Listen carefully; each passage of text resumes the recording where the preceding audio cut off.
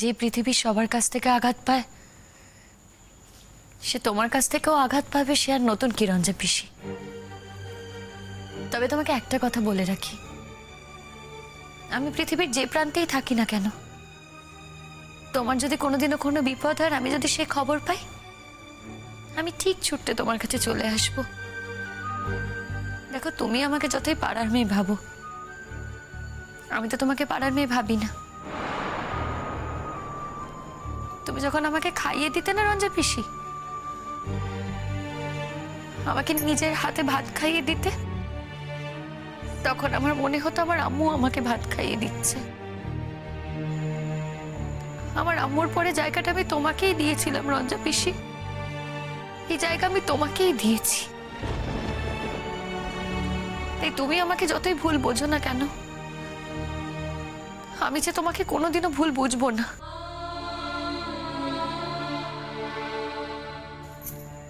রঞ্জা পিসি, আমি ইকবাল মামার কাজে তোমার সঙ্গে থাকতে চাই। ইকবাল মামার কাজগুলো তুমি শেষ করবে তো? আর কদিন পরে আমার পড়াশোনা শেষ হয়ে যাবে, তারপর আমি গ্রামে ফিরে আসব। তারপর আমি তোমার সাথে কাজ করব। অবশ্য তুমি যদি আমাকে কাজে নিতে চাও, তুমি যদি আমাকে ইকবাল মামারই কর্মযোগ্যে নিতে চাও, একসঙ্গে কাজ করবই তো ভেবেছিলাম। যশও তো বলেছে ইকবালের কাজেও থাকবে। ওরা শহরে মানুষ, সারা জীবন তো আর গ্রামে পড়ে থাকতে পারবে না, দূর থেকে অতিথির মতো আসবে। কি জানি, কিছু কি আর বলা যায়? যা টান, অতিথির মতো নাই বা এলো, হয়তো পাকাপাকি ভাবেই চলে এলো। সেটা কি খুব সুখের হবে রঞ্জা পিসি? রোহিণীদি তো আর সারা জীবন এখানে থাকতে পারবে না। আমি যেটুকু বুঝেছি, ও শবনমকে ছাড়া থাকতে পারবে না। হয়তো এই জন্যেই একদিন রোহিণীকে ছেড়ে দেবে। তুমি তো আমাকে জানো রঞ্জা পিসি, I am the last person. আমি কিছুতেই জজদাকে ওর বউকে ছাড়তে দেব না। যদি এটা হতো তাহলে অনেক আগেই আমি এটা পেতে পারতাম। আমাকে প্লিজ মিসআন্ডারস্ট্যান্ড করো না। আমার মনের কোণে এমন কোনো বাসনা নেই যে আমি জজদার সাথে সংসার করব। আমি জানি এক জীবনে সবাই সবকিছু পায় না। আমি মেনে নিয়েছি রঞ্জা পিসি, এক জীবনে সবাই সবকিছু পায় না। আর যদি কিছু পায়ও, সেটাকে আঁকড়ে ধরে থাকতে হয় না। আমি আর কিচ্ছু চাই না, জানো তো। আমি শুধু একজন ডাক্তার হতে চাই, আর ডাক্তার হয়ে গ্রামে ফিরে আসতে চাই। ও শহরে অনেক হয়েছে, অনেক এক্সপিরিয়েন্স হয়েছে। আমি আর ওই শহরে থাকতে চাই না রঞ্জা পিসি। আমি গ্রামে ফিরে আসতে চাই। হ্যাঁ, এই গ্রাম আমাকে অনেক আঘাত দিয়েছে। এই গ্রামে আমার আব্বুর মতনও লোক আছে, যে কিনা তোমার স্বামীকে খুন করেছে, আমার বিয়ে দিয়ে আমার জীবনটা শেষ করে দিতে চেয়েছিল। কিন্তু তবুও এখানে একটা চ্যালেঞ্জ আছে, এখানে কাজ করার সুযোগ আছে, কোনো প্রতিযোগিতা নেই। কিন্তু শহরে তো শুধু প্রতিযোগিতাই আছে, কাজ করার কোনো সুযোগ নেই। তাই আমি গ্রামে ফিরে আসতে চাই রঞ্জা পিসি। সাবধানে থাকিস। চিন্তা করো না রঞ্জা পিসি, এতদিন যখন কোনো কিছুতে হার মানিনি, ভবিষ্যতেও হার মানব না। এইভাবে মাথা উঁচু করেই বাঁচব। আমার পরীক্ষা নষ্ট করে দেওয়ার চেষ্টা করেছিল, আমার কেরিয়ার বরবাদ করে দিতে চেয়েছিল, কিন্তু তারপরেও আমি যখন পরীক্ষা দিতে পেরেছি, তখন আমি ফাইনাল পরীক্ষাটাও দিতে পারবো। পরীক্ষা হয়ে গেলে চলে আসবো এই গ্রামে। তবে কি জানো তো, এটা জানি না যে তোমাকে আগের মতো আবার রঞ্জা পিসি বলে জড়িয়ে ধরতে পারবো কিনা। কি বলতো, আমাদের মধ্যে না একটা পাঁচিল উঠে গেছে। হয়তো সময় পাঁচিলটা ভাঙতে পারে। তুমি আমি হাজার চেষ্টা করলেও যে রঞ্জা পিসি, সে পাঁচিলটা ভাঙতে পারবো না। স্বপ্ন, আর তুমি তো জানো রঞ্জা পিসি, সব সময় আমি সত্যি কথা বলি, স্পষ্ট কথা বলি। তোমার দিক থেকে কি হয়েছে আমি জানি না, কিন্তু আমার দিক থেকে তো হয়েছে। আমি আর আগের মতো তোমার কাছে সর্বস্ব সমর্পণ করতে পারবো না।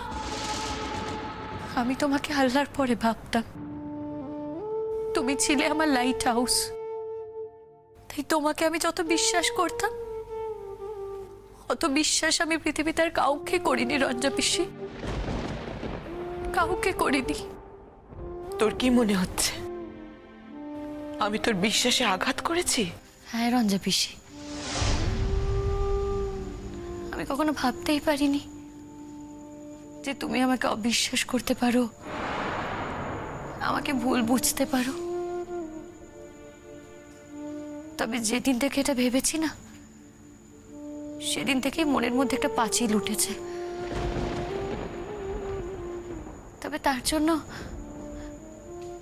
তোমার প্রতি কৃতজ্ঞতার কোনো অভাব হয়নি রঞ্জা পিসি। আমি যেখানেই থাকি না কেন, যত দূরেই থাকি না কেন, যদি কখনো শুনি তোমার কোনো বিপদ হয়েছে, আমি ছুটে তোমার কাছে চলে আসব। আর ইকবাল মামা তো ফেরেশতার মতো। ইকবাল মামার কাজ করতে পারলে আমি ধন্য হব। তাই আমি পড়াশোনা শেষ করে গ্রামে ফিরে আসব, ইকবাল মামার কাজ করব। তাই তুমি যদি আমাকে ইকবাল মামার কাজ করতে দাও, আমি ধন্য হব রঞ্জা পিসি। তুই অনেক বড় হয়ে গেছিস রে স্বপ্নম। সেই ছোট্টবেলার স্বপ্নম আর নেই।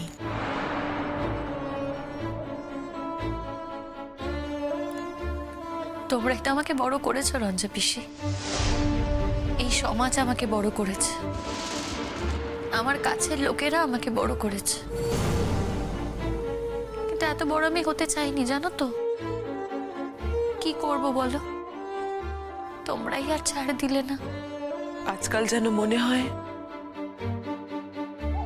তোকে আর চিনি না, ধরতে পারি না, ছুঁতেও পারি না। ঠিকই বলেছ, আমার মধ্যে একটা অচেনা আমি তৈরি হচ্ছে, বাড়ছে আস্তে আস্তে। আর সেটা আমি বুঝতে পারছি। তবে এই অচেনা আমির মধ্যেও তোমাদের চেনা আমিটা তো রয়ে গেছি, সেটাকে তো আর মেরে ফেলতে পারবো না। তবে ঢেকে ফেলতে হবে। তবে বেঁচে থাকার জন্য না, এই ঢেকে ফেলাটা খুব জরুরি। যে শবনমকে সবাই চিনত, যে শবনম কোনোদিনও কারোর কাছে কোনো দাম পায়নি, ভালোবাসাও পায়নি, শুধু পেয়েছে উপেক্ষা, অপমান আর অসম্মান। একমাত্র তুমিই আমাকে সেই অপমান থেকে রক্ষা করেছিলে, আমাকে বুকে টেনে নিয়েছিলে। কিন্তু তারপর যখন দেখলাম সেই চেনা মানুষটা আস্তে আস্তে বদলে যেতে থাকলো, তখন আমি কি করে এক থাকি বলো? কি করে হয় তা?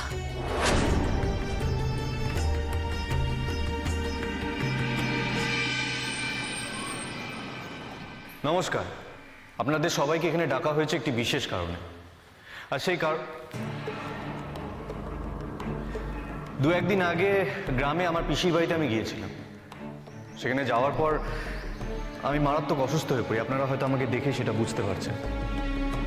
ইনফ্যাক্ট এতটাই অসুস্থ হয়ে পড়েছিলাম যে আমার মনে হয়েছিল আমি আর এই যাত্রায় ফিরে আসতে পারবো না। তখনই আমার মনে পড়ে আমি একটা কাজ অসম্পূর্ণ ফেলে রেখে এসেছি। তাই সেই কাজটা ফেলে রেখে এভাবে চলে যাব পৃথিবী ছেড়ে।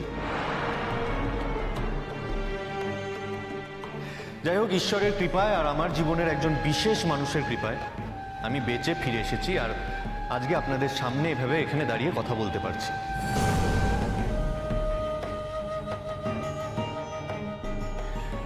আমার সকল ছাত্র বন্ধুরা, এখানে শিক্ষক শিক্ষিকারা, তারা হয়তো ভাবছেন যে আমি এরকম কথা বলে এখানে একটা নাটকীয় পরিবেশ তৈরি করার চেষ্টা করছি।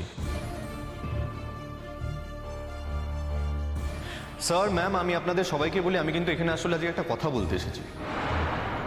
আমি এইভাবে কথা বলে কোনো নাটকীয় পরিবেশ তৈরি করার চেষ্টা করছি না, বরং আমাদের কলেজেই কিছুদিন আগে একটা সাংঘাতিক কঠিন পরিবেশ তৈরি হয়ে যাচ্ছিল। আমাদের কলেজের best student of the year Shabnam খাতুনকে ইনভিজিলেটর পরীক্ষার হলে এক্সপেল করে দিয়েছেন এবং তাকে কোনোভাবে পরীক্ষা দিতে দেননি। নানা তথ্যে, নানা প্রমাণেই তাকে এটা কনভিন্স করা যায়নি যে শবনম খাতুন অ্যাকচুয়ালি চিটিং করছিল না। ইনফ্যাক্ট শবনম খাতুন নিজেও তাকে এটা কনভিন্স করতে পারেনি যে সে চিটিং করার মতন মেয়ে নয়। তিনি আমাদের প্রিন্সিপাল স্যারের সাথে গিয়েও কথা বলেছেন। তার কাছে যথেষ্ট ডকুমেন্টস ছিল, এভিডেন্স ছিল, তাই তিনি নিজের জায়গায় অনড় ছিলেন। ইনভিজিলেটর তার কর্তব্যের বাইরে গিয়ে, তার মানবিকতা দিয়ে, তার যুক্তি দিয়ে, তার আবেগ দিয়ে এই বিষয়টাকে কিছুতেই বিচার করে দেখতে পারেননি। এনিওয়েজ, আমি আমাদেরই কলেজের একজন ছাত্রকে, আমাদের খুব প্রিয় বন্ধু, আমার প্রিয় বন্ধু রাহুল দা, ধন্যবাদ জানাতে চাই রাহুল দাকে।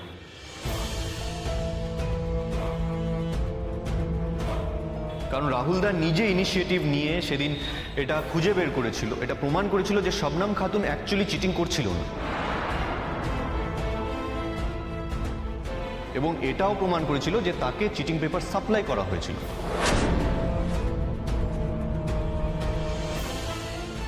যারা চিটিং পেপার সাপ্লাই করেছে তাদেরকেও চিহ্নিত করেছে রাহুল। তাই রাহুলদার কাছে আমি কৃতজ্ঞ। যারা সেই দিন সেই অপকাণ্ডের সঙ্গে জড়িয়েছিল, যে দুজন ছাত্রছাত্রী এই ঘটনাটা ঘটিয়েছিল, তারা আজকে আমাদের মধ্যেই কিন্তু উপস্থিত আছে, এখানেই আছে। এই দুজন ছাত্রছাত্রী শুধুমাত্র দাবার গুটি ছিল, আসল চালটা যারা ছেলেছে আড়াল থেকে তারা হলো অন্য লোক। আমি আজকে আমাদের কলেজের সমস্ত ছাত্রছাত্রী বন্ধুদের, আমাদের কলেজের শিক্ষক শিক্ষিকাদের এখানে ডেকেছি। হ্যাঁ, সবাই হয়তো এখানে আসতে পারেনি, কিন্তু যারা যারা এসেছেন তাদের কাছে আমি কৃতজ্ঞ। আমি এখানে আমার স্ত্রী রোহিণীকেও ডেকেছি এবং আমাদের ব্যাচমেট স্বপ্নদীপকেও ডেকেছি। নানা কথার পরেও তারা যে আজকে এখানে এসে উপস্থিত হয়েছে সেটা আপনারা দেখতেই পাচ্ছেন। হ্যাঁ, রোহিণীকে আমি দুটো শর্ত দিয়েছিলাম। প্রথম শর্তটা এখানে বলা খুব একটা আবশ্যক নয়। হ্যাঁ, ও যে এই দিকটা বেছে নিয়েছে, আমার দ্বিতীয় শর্তটাও মেনে নিয়েছে, এবং আমার দ্বিতীয় শর্তের সঙ্গে ওর যে মেলবন্ধন ঘটেছে তার জন্য আমি ওর কাছে কৃতজ্ঞ।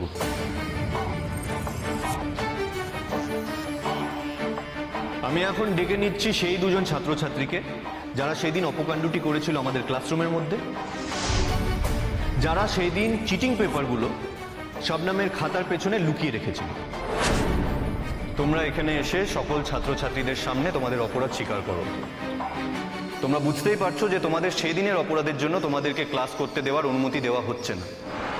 ছাত্রছাত্রীদের সংগঠিত দল তোমাদেরকে অ্যালাউ করছে না। আমরা কেউই চাই না সেদিনের ভুলের জন্য তোমাদের সারা জীবনের ক্যারিয়ারটা নষ্ট হয়ে যায়। আমরা জানি যে তোমরা দুজনেই দুস্থ পরিবারের ছেলেমেয়ে।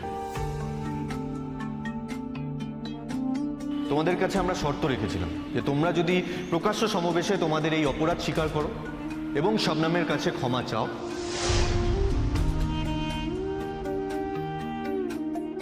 তাহলে আমরা তোমাদেরকে ক্লাসে যাওয়ার অনুমতি দেব। হ্যাঁ, এরপর শবনম তোমাদেরকে ক্ষমা করবে কি করবে না সেটা শবনমের ব্যাপার। অনেক সময় আইন আইনের কাজ করে ঠিকই, কিন্তু আইনের মাথা তো মানুষই। মানুষের হাত ধরেই নতুন আইন তৈরি হয়। তোমরা আইনের দ্বারস্থ হলেও তোমরা যদি তোমাদের অপরাধ স্বীকার না করো, তোমরা যদি শবনমের কাছে ক্ষমা না চাও, আমরা কিন্তু কোনো মতেই তোমাদেরকে ক্লাসে যাওয়ার অনুমতি দেব না। And that's fine.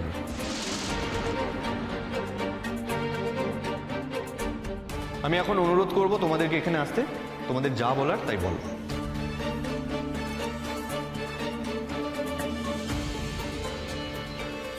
আজ আমি এখানে সকলের সামনে আমাদের বন্ধু সহপাঠী শাবনাম খাতুনের কাছে ক্ষমা চাইছি।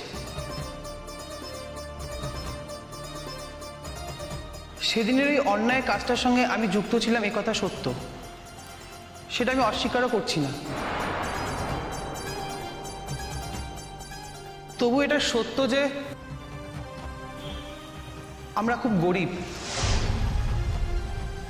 আমাদের পড়াশোনা করতে এত খরচা লাগে যে সেই খরচাটা আমরা ঠিকভাবে চালিয়ে উঠতে পারি না।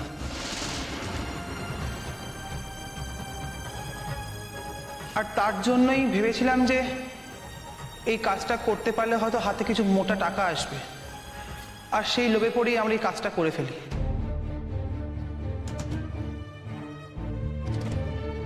আমি জানি আমি যা করেছি এর থেকে বড় অন্যায় কাজ আর হয় না, কিন্তু তবু আমি শাবনামের কাছে নিঃস্বার্থভাবে ক্ষমা চাইছি। এখন ওর দয়ার ওপরই নির্ভর করছে যে আমরা এই কলেজে আর কোনোদিনও পড়াশোনা করতে পারবো কিনা। শাবনাম আমাদের জীবনে একটা দারুণ শিক্ষা দিয়ে গেছে, আর আমরা সারা জীবন সেই শিক্ষাটা মনে রাখবো।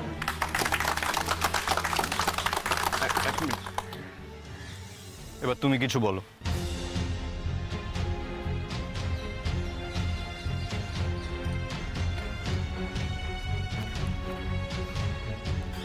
আমার সহপাঠী যা বলার বলে দিয়েছে,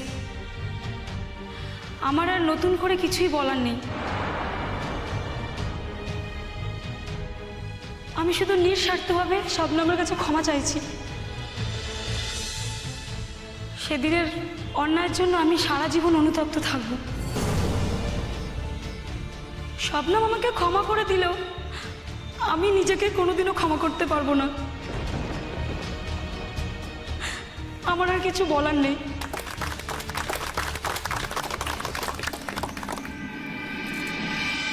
আমি এবার ডেকে নিচ্ছি সেদিনকার মূল চালক এবং চালিকা শক্তি রোহিণী বোস আর স্বপ্নদীপকে। শেষ পর্যন্ত তুই যে এইভাবে সবার সামনে সারেন্ডার করবি তা আমরা স্বপ্নেও ভাবতে পারিনি রোহিণী। তবে আমি পাস করে গেছি, তাই আমার কিচ্ছু এসে যায় না। আর তাছাড়া আমার হাউস স্টাফশিপও প্রায় শেষের দিকে। আমি কিছুতেই সবার সামনে এভাবে ক্ষমা চাইতে পারবো না রোহিণী, তাতে আমার যা হবার হবে। ভুল করছিস স্বপ্নদীপ। এখানে অল্প লোকজন রয়েছে, তার মাঝখানে ক্ষমাটা চেয়ে নে। তা না হলে না তা না হলে কি? তোর সংসার ভাঙার ভয় আছে, আমার কিসের ভয়? রেপুটেশনের ভয়। রেপুটেশনটা আর ভালো থাকবে না। এই যে এতদিন ধরে ডাক্তারি পড়ে হাউস স্টাফশিপটা কমপ্লিট করলি, তার কোনো ভ্যালু পাবি না। যা না কলকাতায়, যেখানে খুশি চেম্বার করতে যা, ঝামেলা করবে এরা, রেপুটেশনটা যাবে। ভেবে দেখ কি দরকার ঝামেলা করে। এটাকে একটা পারফরমেন্স বলে ভাব না। এই শাবনাম বলে মেয়েটার জন্য আমাকে এখানে আসতে হয়েছে, তুই ভাবতে পারছিস সেটা? কতটা হিউমিলিয়েটিং। যশ আমাকে এত বড় শাস্তিটা দিল, আর সেই শাস্তিটা আমাকে মাথা পেতে নিতে হলো কেন? শাবনামকে আমার জীবনে আমি এন্ট্রি দেবো না, আমাদের দুজনের মধ্যে আমি এন্ট্রি দেবো না। তাই জন্য স্বপ্নদীপ, এত বড় কম্প্রোমাইজটা যদি আমি করতে পারি, তাহলে তুই এটুকু করতে পারবি না? তোর ভালোর জন্য বলছি। শাবনামের বিরুদ্ধে আমাদের লড়াইটা চলছে এবং চলবে, আমাদের লড়াই জারি থাকবে স্বপ্নদীপ।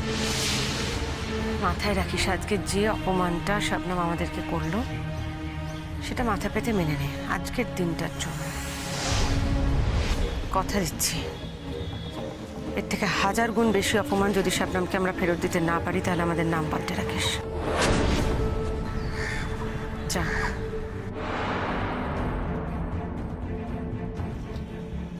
দেখেছ, এখনো দুজনে শলা পরামর্শ করে যাচ্ছে। এইসব নাটকের কি খুব দরকার ছিল? যশ একদম ঠিক কাজ করেছে। দেখো, ওর সাথে আমার মত পার্থক্য থাকতেই পারে, কিন্তু আজকের দিনটা আমি কোনোদিন ভুলবো না, বুঝেছো? এতগুলো ছেলে মেয়ের সামনে দাঁড়িয়ে বউ সম্পর্কে এইভাবে কথা বলে, এটা কিন্তু কম বড় কথা না। একটা কথা বলে দিচ্ছি, আমায় যেন ডাকা না হয়। দেখো, ওর প্ল্যান আমি কি করে জানবো বলো? আমাকে শুধু বলেছে তোমাকে এখানে নিয়ে আসতে, আমি নিয়ে এসেছি। তবে একটা কথা, যাকে নিয়ে লড়াই হচ্ছে সে যদি না থাকে তাহলে তো লড়াইটাকেই খাটো করা হয়, তাই না? আমরা কিন্তু অনেকক্ষণ ধরেই এখানে অপেক্ষা করছি। এখানে মাননীয় শিক্ষক শিক্ষিকারা সবাই এখানে অপেক্ষা করছেন। তাই আমি অনুরোধ করছি মাইকের সামনে আসতে রোহিণী বোসকে এবং স্বপ্নদীপকে। সেদিনের দুই চালিকা শক্তি, তাদের মুখ থেকেই আজকে আমরা তাদের কথা শুনে নেব। এক মিনিট, ওরা যখন এখানে এসেছে ওদের মনের কথা বলতে, ওদেরকে ওদের কথা বলতে দাও। ওদের যা যা বলার আছে সেই সবটা শুনে নিয়ে তোমাদের যা প্রতিক্রিয়া আছে তোমরা জানিও।